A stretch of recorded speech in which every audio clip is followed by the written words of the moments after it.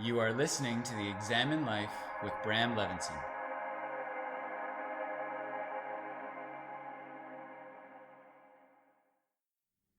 So, I'm going to preface this episode by letting you know that 3 hours ago I got home from the dentist after having a filling put in to a cavity.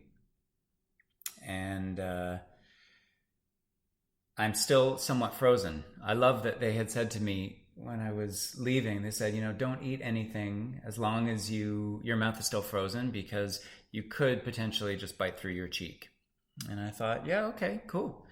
Anyway, cut to about, I don't know, a half hour ago, and I was so ravenous that I thought, okay, you know what? I know what mindful eating is. I can focus. I can eat and pay attention to the fact that I still can't feel the lower left quadrant of my face. Uh, Suffice it to say that I have bit through my lip a little bit. So if any of this sounds a little bit off in terms of actually like the way it sounds, the way I'm pronouncing words, bear with me, forgive me. The message is good, I promise you. So earlier this week, I was having a discussion with someone about things that were bugging him in his life, about his wife, about people at work. And he was saying, I just wish that my wife would do things this way, or she wouldn't react this way in a certain situation. And he was saying actually the same thing, or sort of along the same lines, about people that he worked with. Just saying that he doesn't understand how some people can react the way they react and behave the way they behave. And I said to him, if we were taught from childhood that we couldn't control the weather, then we would go through life understanding that we can't control the weather. Now, most of us have not been taught that literally, but we know that we have no control over the weather. If we were taught that we had no control over other people, if we were taught that we had no control over what goes on outside of our brains, outside of our minds, if we were taught that we had no control about what our government officials did, if we were taught that we had no control over anything outside of our own minds, what would that change? Because psychologically speaking, we can't control anything outside of our own minds. We have been given the illusion of control through the democratic system saying, you can vote people in, you can elect people out and vote new people in. And it gives us the impression that we really have a say in what's going on. And while this can be true, that we can vote people in and we can get people out or replaced, ultimately what they do while they are in office is completely beyond our control. Again, we can get them out, but what they do while they're there, we have absolutely no say over. The same way we have no control over the weather. We have no control over the people in our lives. We may think that we know them and we may have a history with them, and they may know where we stand on certain issues and we may know where they stand, but ultimately we have no control over anyone. We can potentially have a little bit of influence, right? That's where voting comes into play. That's where expressing our opinions comes into play. But in terms of actual control, we can't control anything outside of what is in our own minds. This is a very basic psychological understanding. This is something that you've probably heard many times before. But this is a massive awakening for many people. This very basic, simple truth. People believe that with control comes power, and this may be an unconscious belief. But ultimately, the people who seek power, look at politicians, look at people who are elected to whatever position they are running for, look at the heads of companies. People believe that with power comes control. You can control people with your actions. We can have influence in our lives. And again, that comes through voting, and that comes through expressing our opinion, and it comes through trying to affect change. But when it comes to actual control, we don't affect change by controlling other people. We affect change when we control ourselves. Those are two very different things. What would you like to control, and what are you controlling in your life? What have you controlled? Have you ever tried to control someone? Someone that you worked with or someone that you were in a relationship with? And conversely, have you ever been controlled by someone else? Have your actions been altered by the want and the will of someone else?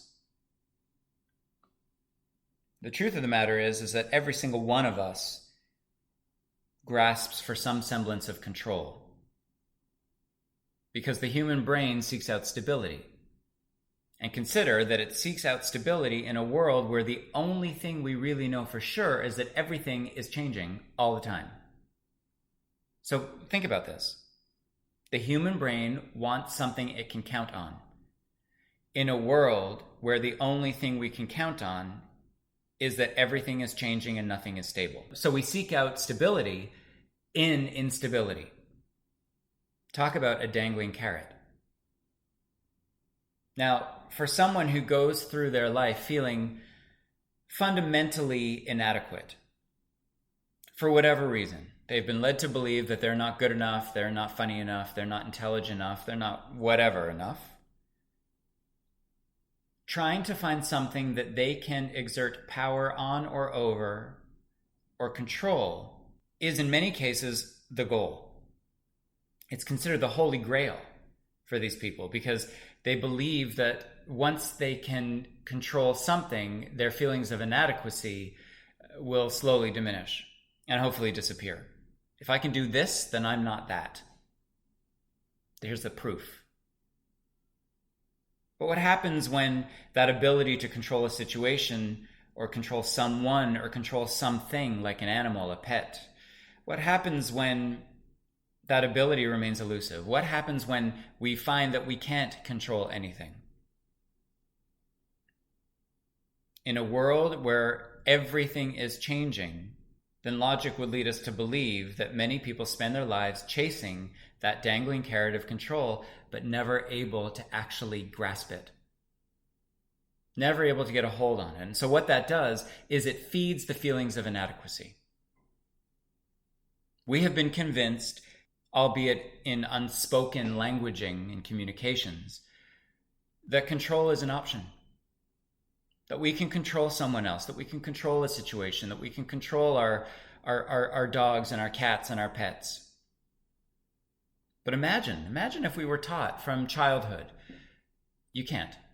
Imagine if we were taught that nothing is controllable except how we meet it, the lens through which we interpret it. The only thing we can really control is what is going on in our mind. Imagine we were taught that. It would change so much of whatever we believe is going on around the world that is objectionable. We wouldn't be set up for a lifetime of disappointment or frustration and compounded feelings of inadequacy. Now understand that the need to control is very often based in fear. It is the expectation that something will go wrong and the fear that arises from that potential scenario unfolding. And so if we want to look at why we feel so compelled to control a situation or a person or something else, we have to look at what we're afraid of. We have to look at what a core fear is that motivates us into the world, into action. Many people are afraid that they are replaceable, irrelevant, not worthy, not good enough. And so their actions may veer off into a direction where they are trying to prove that they are good enough, and they go overboard with it. And they keep trying to prove that they're good enough, that they're capable enough, that they're beautiful enough, that they're rich enough, that they're tall enough, that they're desirable enough. But very often the behaviors point back to the fear. And people tend to run in the opposite direction of whatever that fear is, or the belief that stems from that fear. In many cases, trying to control a situation involves planning. We plan certain events or avenues or scenarios in order to be able to get a desired outcome. This ability to set a goal and achieve it is what separates, for instance, me from my dog, Willow. Willow can't necessarily identify a goal and accomplish it and then move on to the next goal. I can. That's a big difference. However, what we're taught through Hinduism and Hindu scripture is not to get attached to the outcome of our efforts, to not get stuck on the goal itself, but rather to pay attention to whatever's going on the road to that goal, because that's ultimately what it's about. It is about the journey. It's not about the destination. Very often, we don't even get to the destination we initially had, because en route to it, we meet people, we encounter situations, we become exposed to things that we wouldn't have been exposed to if we weren't moving in that direction, that bring us into a completely different direction, a direction that we would never have been able to predict or foresee until we actually took steps towards the initial goal. In situations like this, what happens is we end up veering in another direction and finding something maybe we didn't even know we were looking for. We need to be able to make plans.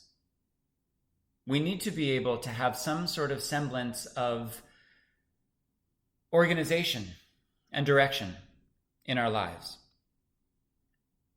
My teacher, Joan Ravinsky, who passed away a few years ago, sent out a newsletter back in 2015.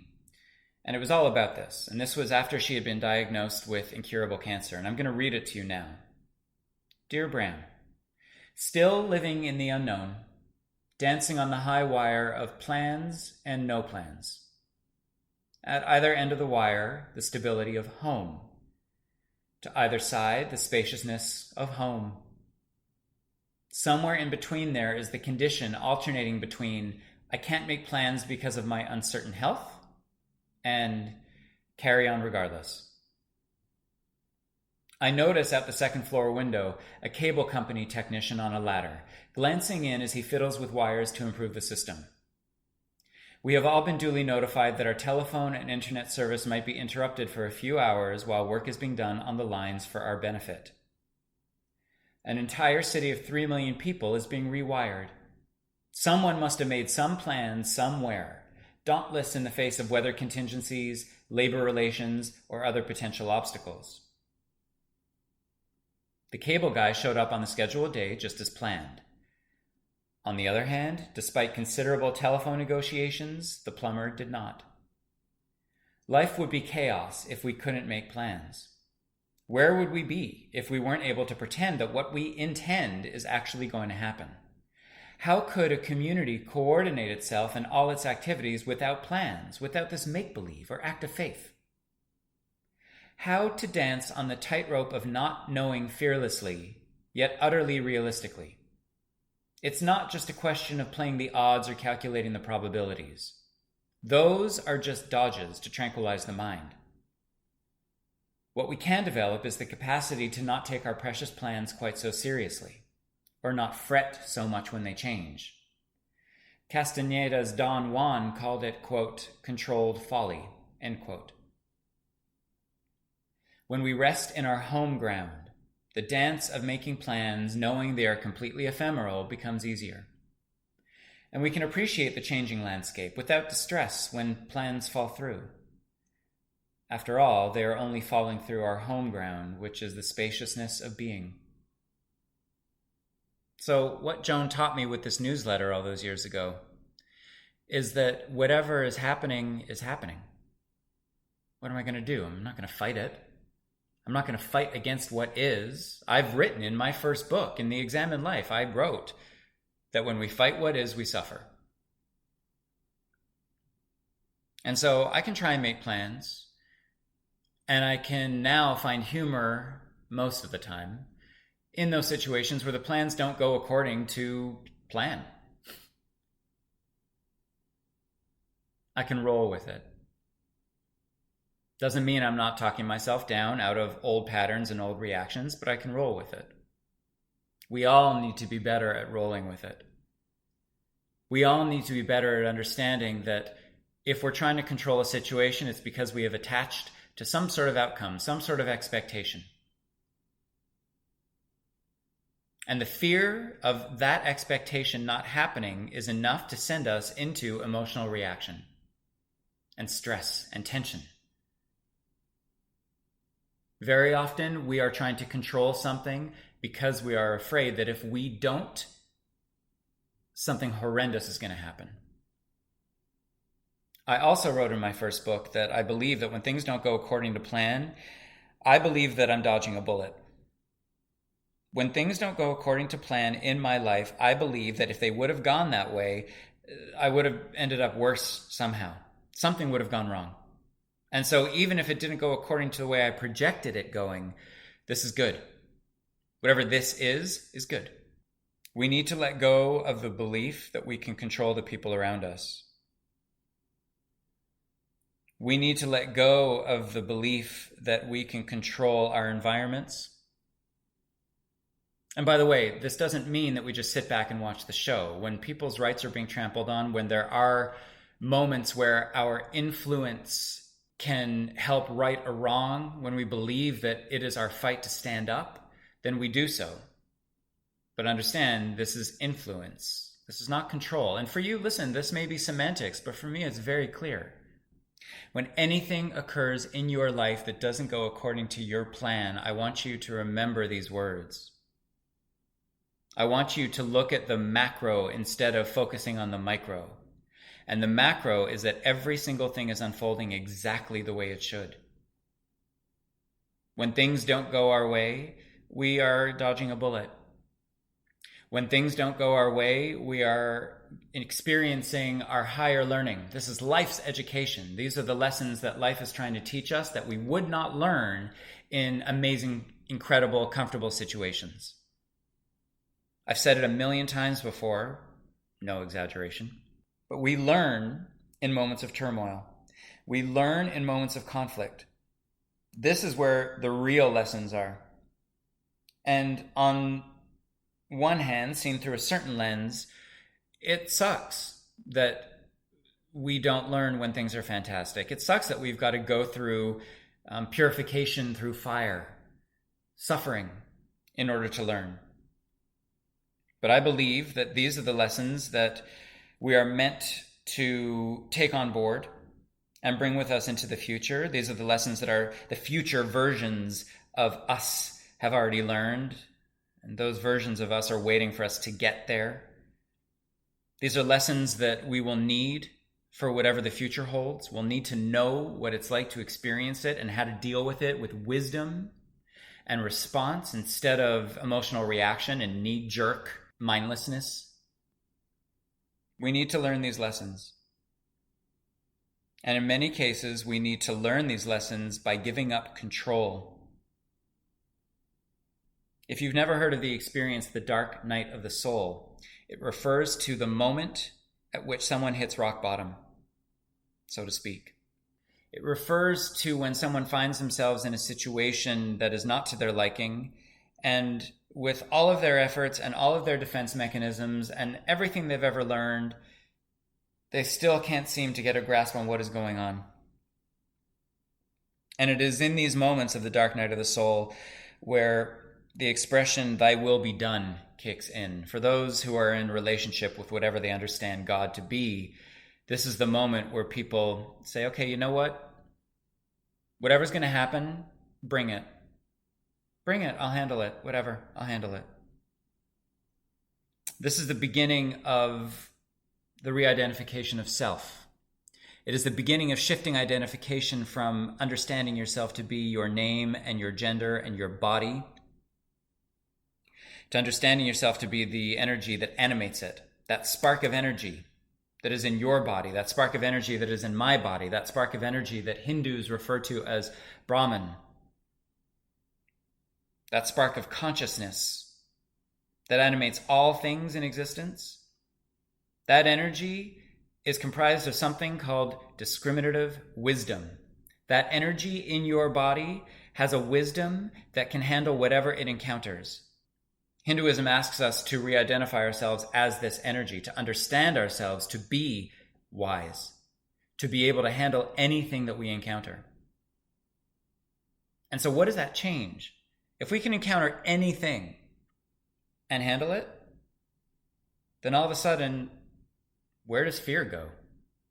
In that equation, where does fear integrate itself? It doesn't. We can be unafraid. We can stay in present moments instead of looping into abstract moments of anxiety where we conjure up scenarios and start being anxiety ridden over how they could potentially go wrong. Instead of doing that, we can just deal with whatever moment is in front of us with the faith that we can handle it, and then proving ourselves to be right time and time again.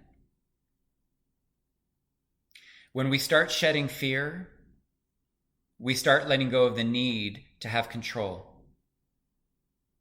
And when we start to let go of the need to have control, we find ourselves no longer chasing the unattainable, no longer trying to reach out and grasp that dangling carrot of control and power so we can be peaceful, so we can relax, so we can have a life of well-being. I'll tell you what I understand power to be. Power to me is not having tons of cash, and it is not thinking that I have a ton of influence over people, and it certainly doesn't mean that I think that I can control people and dictate what happens to them. Power, in my opinion, is the ability to relinquish all control and understand that everything will be exactly as it should. Power to me is the ability to be fearless, to go out into the world and do exactly what I feel needs to be done according to my spiritual beliefs and the intuitive nudges that I experience, and to not be afraid of, am I good enough? What are they going to say? What happens if, blah, blah, blah. Power to me is freedom. From fear, from doubt, from comparison, and ultimately from control. Think about it all. I'll see you next time.